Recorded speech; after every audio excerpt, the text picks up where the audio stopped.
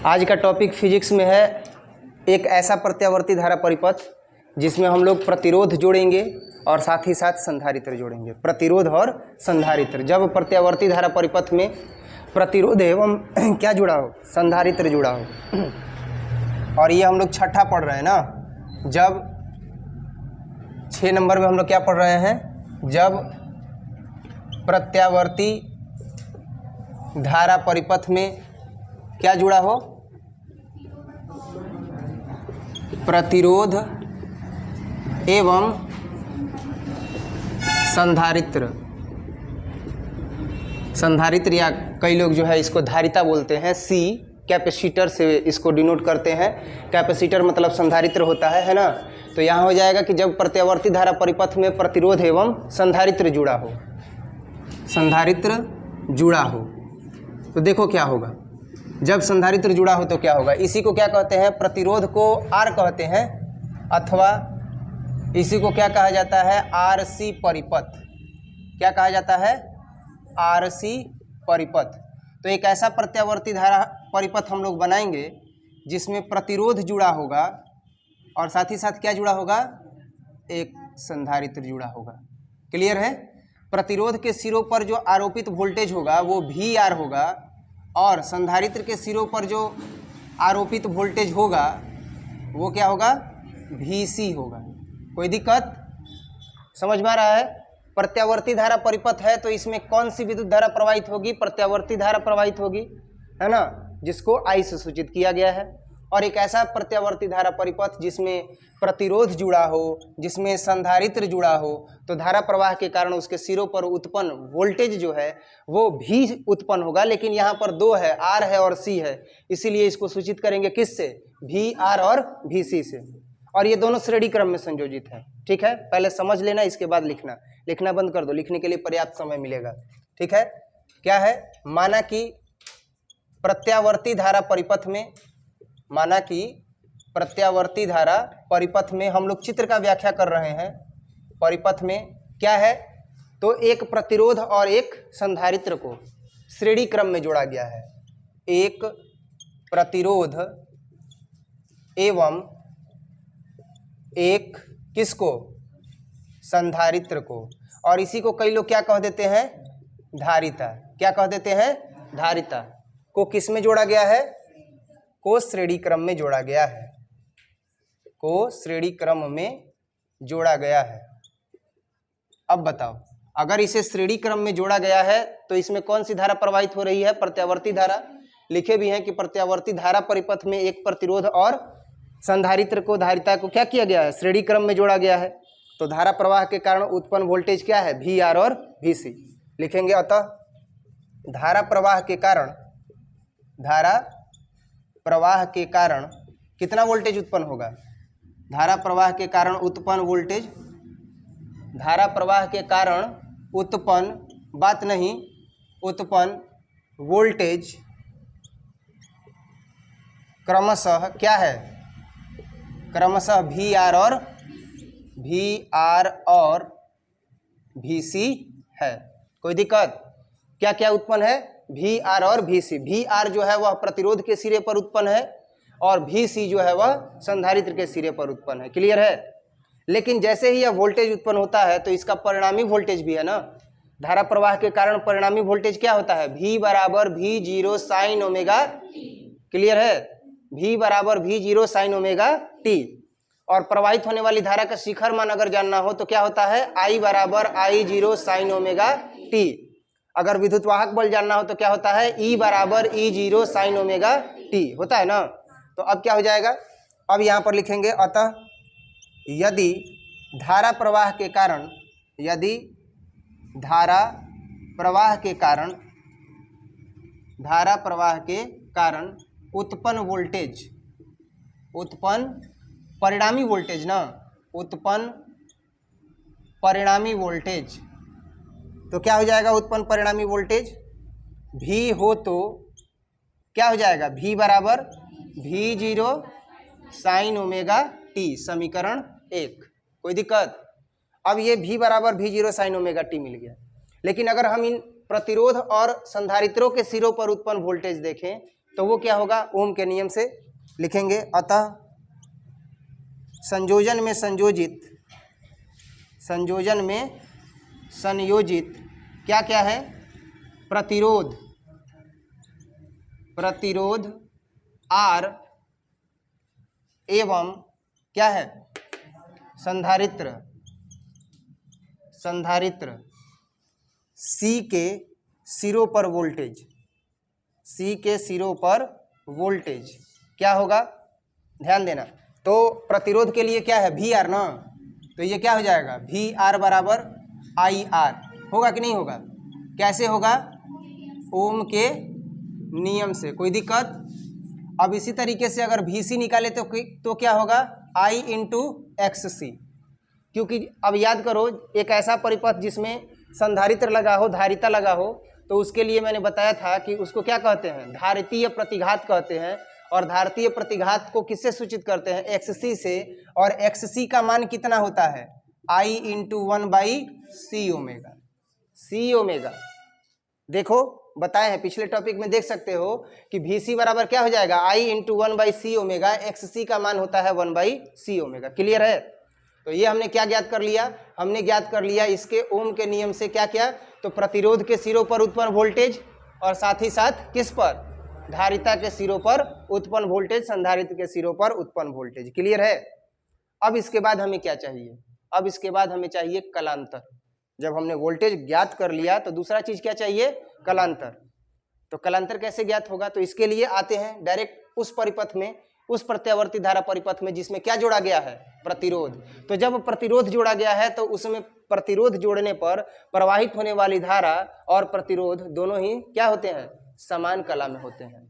लेकिन अगर ये संधारित्र जोड़ा गया है, अगर धारिता जोड़ी गई है, तो धारिता π/2 कला कोण से जब जोड़ा जाता है तो इसमें जो प्रवाहित होने वाली धारा होती है वह π/2 कला कोण से क्या होती है, अग्रगामी।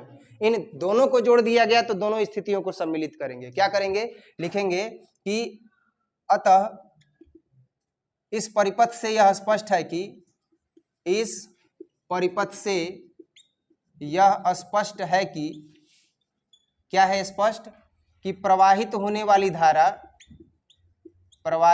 वाली धारा एवं प्रतिरोध के सिरों का वोल्टेज समान कला में होगा, है कि नहीं, समान कला में होता है, होगा नहीं, होता है। एवं अगर धारिता की बात की जाए तो धारिता और प्रवाहित होने वाली धारा में अगर देखा जाए तो जो धारा होती है वह π/2 कला कोण से क्या होती है, अग्रगामी। लिखेंगे एवं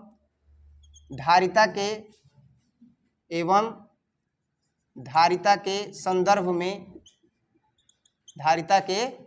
में धारा क्या होती है, धारा वोल्टेज से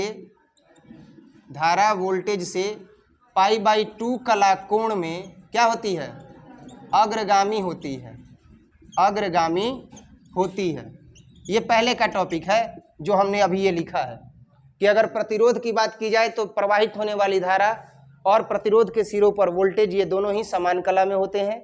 और अगर संधारित्र की बात की जाए, धारिता की बात की जाए, तो ये क्या होते हैं, इसमें प्रवाहित होने वाली धारा वोल्टेज से कितना कला कोण में आगे होती है, π/2 कला कोण में आगे होती है। इसीलिए कहते हैं कि पीछे का टॉपिक याद रहेगा तो समझ में आएगा, नहीं तो नहीं आएगा।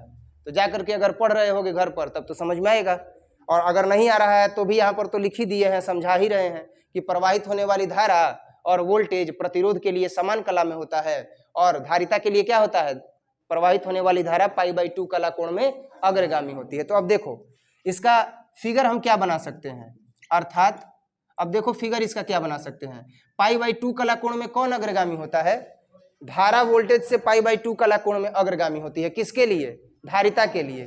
तो ये π/2 कला कोण में अग्रगामी हो गया कि नहीं वोल्टेज। और C किसके लिए है, VC किसके लिए है, धारिता के लिए। और ये क्या है, ये है VR, और यहाँ से क्या है, प्रवाहित होने वाली धारा I, और इसके मध्य यहाँ पर जो कलांतर है उसको किससे सूचित कर दिया गया, फाई से। इसका नामकरण कर देते हैं, ये हो गया A, ये हो गया B, ये हो गया C। ये वास्तविक चीज बता रहे हैं। कई बार विद्यार्थियों को समझ में नहीं आता है कि ये फिगर बना कैसे, क्योंकि ये स्टेप ही गायब कर दिया जाता है। हम लोग जब पढ़ते थे तो समझ में ही नहीं आता था कि ये फिगर कैसे बन गया, लेकिन अब समझ में आ रहा है कि अगर ये π/2 कला कोण से अग्रगामी है तो इसीलिए ये क्या है, आगे की तरफ गया और ये शिखर मान पर पहुंचेगा सबसे पहले। और ये अभी क्या है, π/2 कला कोण से पश्चगामी न हो गया, तो अभी स्थिति में ये पहले पहुंच जाएगा तब ये जाकर के ऊपर पहुंचेगा, अपने शिखर मान पर पहुंचेगा। तो अब हमें ये पता चल चुका है। अब हम यहाँ क्या निकालेंगे, कलांतर। कलांतर कैसे निकलता है, अच्छा इसका परिणामी वोल्टेज क्या हो जाएगा, V होगा कि नहीं होगा। तो सबसे पहले परिणामी वोल्टेज निकालते हैं तब इसका कलांतर। तो लिखेंगे इसलिए परिणामी वोल्टेज, इसलिए परिणामी वोल्टेज, टॉपिक वाइज याद रखोगे तो समझ में आएगा। परिणामी वोल्टेज इसका क्या माने हैं, V। तो V बराबर क्या होगा, पाइथागोरस प्रमेय से π/2 कला कोण में अग्रगामी है तो कर्ण का काम कर रहा है ना V, तो कर्ण बराबर क्या होगा, अंडर रूट लंब स्क्वायर और जोड़ आधार स्क्वायर। तो ये हो जाएगा VC का स्क्वायर और जोड़ VR का स्क्वायर। कोई दिक्कत, गर्मी इतना है कि तुम लोग बोलोगे वीडियो के चक्कर में जो है ये गर्मी में हमको क्या कर रहे हैं, जान ले रहे हैं, अगला दिन से नहीं आएंगे बस क्या करोगे, लेकिन तुम ही लोगों के लिए है, आगे ये बहुत मदद करेगा। अब आगे मान लो एग्जामिनेशन का टाइम आएगा, बोलोगे कि ये नहीं समझ में आ रहा है, तो उस समय डायरेक्ट बोलेंगे कि जा करके वीडियो देख लो, है कि नहीं, और ये वीडियो आपको वहीं पर मिल जाएगा चैनल पर, नहीं तो ऐसे परेशान करते रहोगे।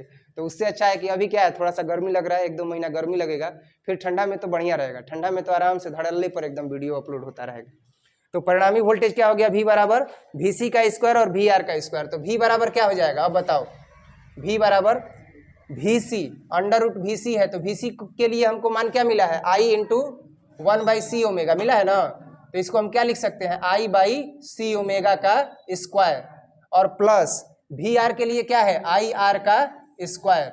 अब ध्यान देना V बराबर क्या मिलेगा, तो ये हो जाएगा I का स्क्वायर और बटा में C स्क्वायर और ओमेगा स्क्वायर, I स्क्वायर और R स्क्वायर। V बराबर I स्क्वायर को कॉमन कर देंगे तो 1/c स्क्वायर और ओमेगा स्क्वायर, और I स्क्वायर को कॉमन न किए हैं तो यहाँ बचेगा R स्क्वायर। कोई दिक्कत, अब देखो क्या हो जाएगा, V बराबर I बाहर आ जाएगा और ये हो जाएगा 1/c स्क्वायर ओमेगा स्क्वायर और प्लस R स्क्वायर। V बटा में I कर सकते हैं तो क्या मिलेगा, 1/c स्क्वायर और ओमेगा स्क्वायर, और ये क्या मिलेगा, R स्क्वायर। कोई दिक्कत, अब ये क्या मिला, R स्क्वायर मिला। अब देखो V बटा में I को जो है वह RC परिपथ का प्रतिबाधा कहते हैं, और इसको किससे सूचित करते हैं, Z से।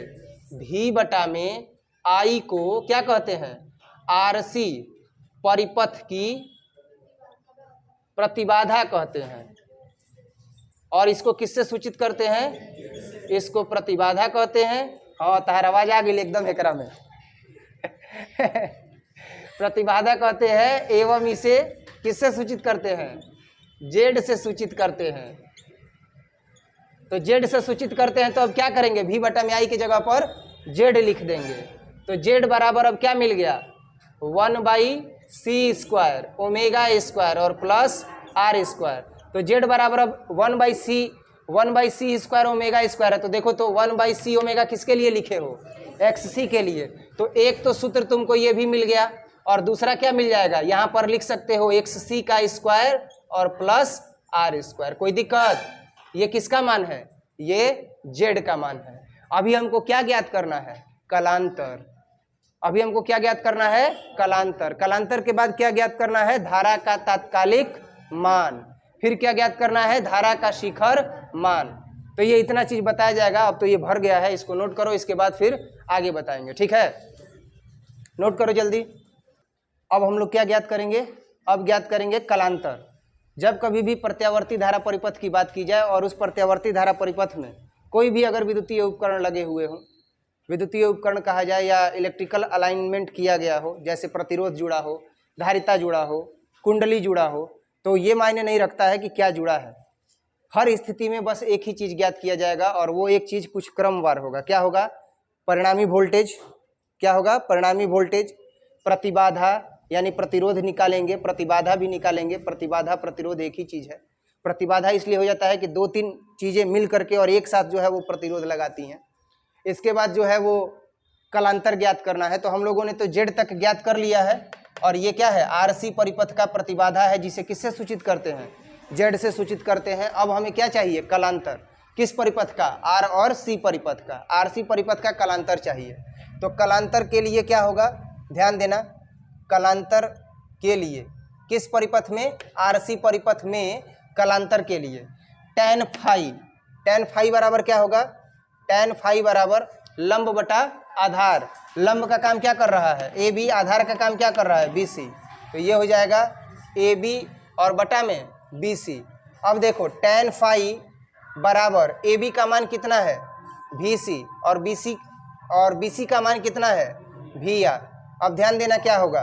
tan फाई बराबर भी सी का अगर मान रखेंगे तो क्या होगा? I into X C. V R का मान आई इंटू आर। आई से आई कट गया। tan फाई बराबर एक्स सी बटा में क्या मिल गया? आर। हमें फाई का अगर मान निकालना हो तो फाई क्या है? कलांतर है। तो अब ये tan इधर आएगा तो क्या हो जाएगा? इन्वर्स। tan इन्वर्स एक्स सी और बटे में आर। ये जो है वो कलांतर का मान है आरसी परिपथ का। लेकिन कई महानुभाव लोग क्या करते हैं कि एक्स सी का मान रख देते हैं और एक्स सी का मान रख के कहते हैं कि ये आंसर नहीं होगा बल्कि दूसरा होगा। तो हम भी रख देंगे क्योंकि हमें पता है कि एक्स सी बराबर 1 क्या होता है? सी ओमेगा होता है। तो फाई बराबर हम क्या लिख सकते हैं अथवा में? tan इन्वर्स, है ना, और एक्स सी का मान 1 सी ओमेगा और बटे में आर। अब इसको हल करेंगे तो देखो क्या मिलता है। फाई बराबर tan inverse same to same रहेगा तो ये हो गया tan इन्वर्स और 1 सी ओमेगा और इनटू ये देखो ये भाग में है तो कुछ नहीं है तो आर बटा में 1 है तो ये क्या हो जाएगा? 1 बटे में आर। 1 बटे में आर। तो फाई बराबर क्या हो जाएगा? tan inverse 1 C omega R, या इसी को फिर दूसरे फॉर्म में लिखा जाता है कि फाई बराबर tan इन्वर्स 1 सी ओमेगा है। तो 1 सी ओमेगा को तो यहाँ लिख ही दिए हैं एक्स सी बाई आर। बस हो गया। यही दो फॉर्म होता है, एक होता है ये और एक होता है वो। ये क्या हो गया? कलांतर हो गया। तो कलांतर के बाद क्या निकाला जाएगा? कलांतर के बाद धारा का तात्कालिक मान। धारा का तात्कालिक मान मिलेगा तब न शिखर मान मिलेगा। धारा का तात्कालिक मान लिखेंगे इसलिए किस परिपथ की? आरसी। आरसी परिपथ में धारा का कौन सा मान? तात्कालिक मान। तो धारा का तात्कालिक मान क्या होगा भाई? तो धारा तो अग्रगामी है ना π/2 कलाकोण से। जब आरसी परिपथ होता है तो परिपथ में प्रवाहित होने वाली धारा π/2 कलाकोण से क्या हो जाती है? अग्रगामी। वो अलग बात है कि π/2 कलाकोण से अग्रगामी होती है, वो कलांतर कहलाता है जिसको फाई से सूचित किया जाता है। तो क्या हो जाएगा? आई बराबर I0 साइन ओमेगा टी और प्लस फाई। ये धारा का क्या हो जाएगा? तात्कालिक मान। यानी π/2 कलाकोण से यानी कि फाई कलांतर से वो क्या होगी? अग्रगामी होगी। और जैसे ही ये प्रत्यावर्ती धारा परिपथ में आरसी परिपथ में हम लोग क्या करेंगे? धारा का तात्कालिक मान निकालेंगे। तो अब हम लोग क्या निकालेंगे? धारा का शिखर मान लिखेंगे। इसलिए आरसी परिपथ में धारा का कौन सा मान? शिखर मान। तो धारा का शिखर मान बराबर क्या होगा? I0 बराबर क्या हो जाएगा? V0 और बटे में Z। तो V0 तो सेम टू सेम रहेगा। अब इस फिगर को मिटा देते हैं। नोट कर लियो ना? ठीक है। अब इस फिगर को मिटा देते हैं और यहाँ कैलकुलेशन कर देते हैं। तो क्या मिलेगा? I0 बराबर V0 सेम टू सेम रहेगा और Z का मान क्या है? √XC का स्क्वायर और प्लस R स्क्वायर। तो ये तो धारा का शिखर मान हो गया। I0 नीचे ना लिखा जाता है I0, या इसी को हम लोग क्या लिखेंगे? I0 बराबर V0 और बटा में √1/C ओमेगा का स्क्वायर कर सकते हैं और प्लस क्या हो जाएगा? R square. तो इस तरीके से हमने धारा का शिखर मान भी क्या किया? ज्ञात कर लिया। धारा का शिखर मान प्राप्त हो गया, धारा का तात्कालिक मान प्राप्त हो गया, उसके बीच कलांतर प्राप्त हो गया फाई बराबर tan inverse 1/C omega are. साथ ही साथ इस आरसी परिपथ की प्रतिबाधा Z बराबर √XC square plus R square भी प्राप्त हो गया। इस तरीके से आरसी परिपथ कंप्लीट हुआ। एक ऐसा प्रत्यावर्ती धारा परिपथ जिसमें प्रतिरोध लगा हो, जिसमें धारिता लगी हो, उसके बीच जो भी कलांतर है वो कलांतर हम लोगों ने प्राप्त कर लिया, प्रतिबाधा प्राप्त कर लिया, धारा का तात्कालिक मान प्राप्त कर लिया और शिखर मान प्राप्त कर लिया। और इसी के साथ ये टॉपिक कंप्लीट हुआ। अब हम लोग नेक्स्ट क्लास में इसके आगे पढ़ेंगे। ठीक है, नोट कर लो।